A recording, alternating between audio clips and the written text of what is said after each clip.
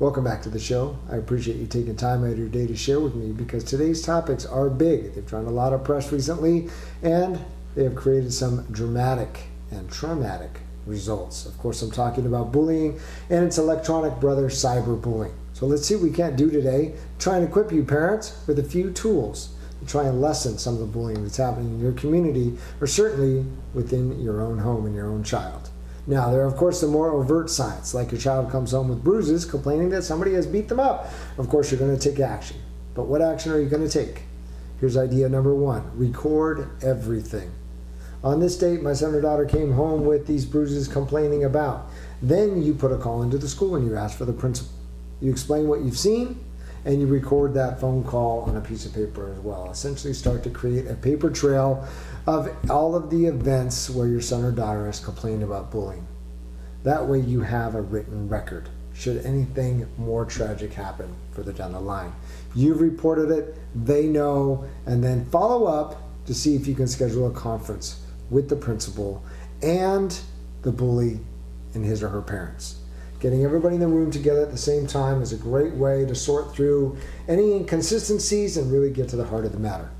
Okay? Don't accept no for an answer. This is your child's life that we're potentially talking about. So act quickly, and record it. Now, there are the less subtle signs of bullying, and this is typically where cyberbullying comes into play, because there's a lot of the Facebook and MySpace and online chat messages and text messages and voicemails left from anonymous callers that are also considered to be bullying. Anything that essentially is a threat to your child could be considered bullying. And whether that happens by electronic means or physical or otherwise, you need to take note of that. Now, how are you going to do that?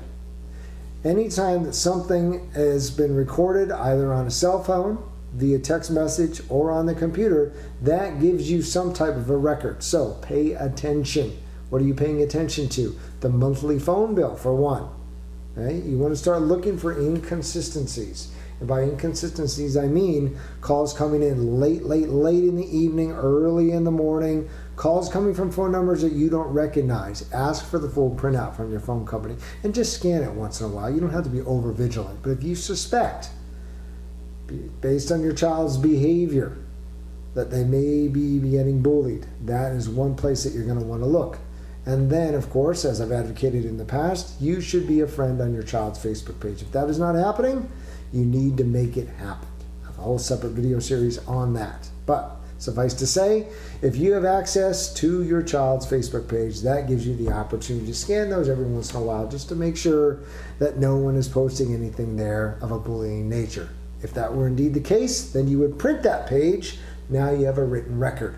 So that way, if it were removed at a later date, you have a printed record that says, hey, indeed, there was some bullying that happened.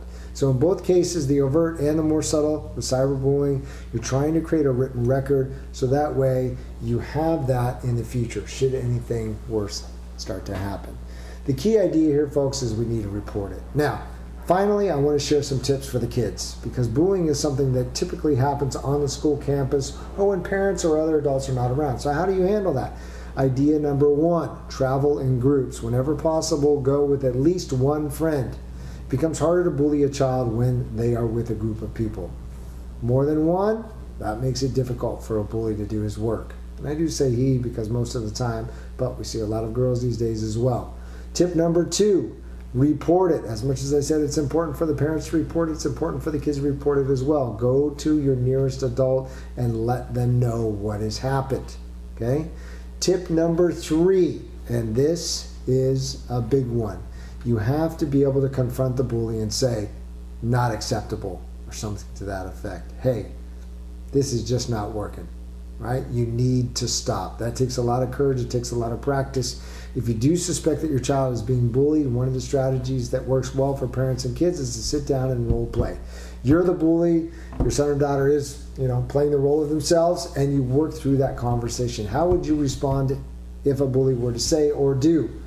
That way, when the moment arises, the reaction is, hey, you need to stop now, right? And then you follow that up with the reporting, and the whole procedure goes and goes.